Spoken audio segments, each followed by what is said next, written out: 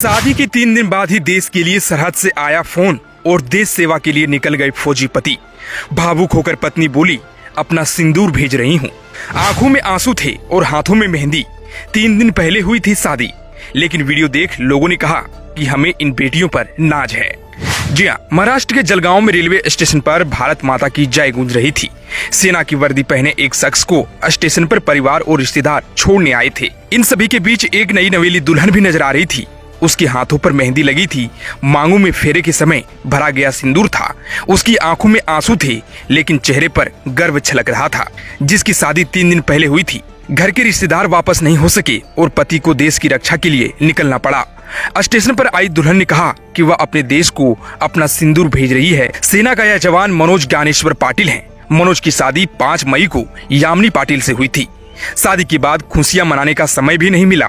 उन्हें हनीमून पर जाना था, लेकिन उससे पहले ही मनोज को बॉर्डर पर जाना पड़ा।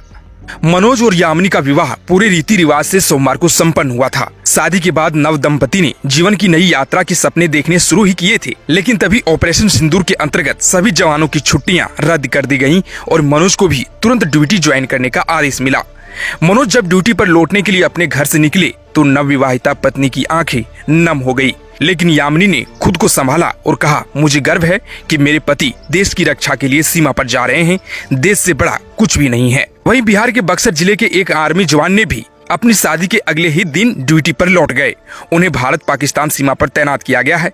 छुट्टी रद्द होने के बाद सूचना मिलने पर उन्होंने देश सेवा को प्राथमिकता दी और तुरंत जम्मू कश्मीर के लिए रवाना हो गए।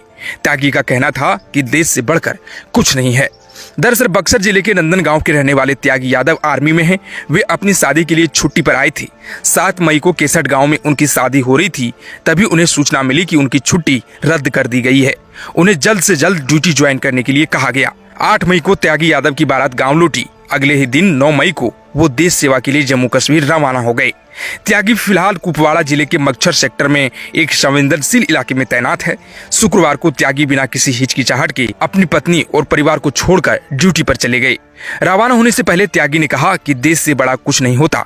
अगर देश के लिए जान भी देनी पड़े तो हम पीछे नहीं हटेंगे। घर से निकलने से पहले उन्होंने अपनी पत्नी और परिवार को जय हिंद कहा और ट्रेन पकड़ने बक्सर रेलवे स्टेशन रवाना हो गए। लेकिन उनके इस जज्बे को सुनकर हर कोई गर्व से महसूस कर रहा है। ऐसे में 2 जवान 2 नई शादियों के बाद एक जैसे निर्णय पर पहुंचे, क्योंकि दोनों ही को समझ में आ गया था कि अगर देश सुरक्षित रहेगा तभी परिवार सुरक्षित रहेगा। जहां आम नवविवाहित जोड़े हनीमून के प्लान बनाते हैं, वहीं मनोज और त्यागी ने बॉर्डर की तरफ रुख किया। जैसे ये दोनों खबरें सामने आई, सोशल मीडिया पर लोगों ने मनोज और त्यागी को सलाम किया।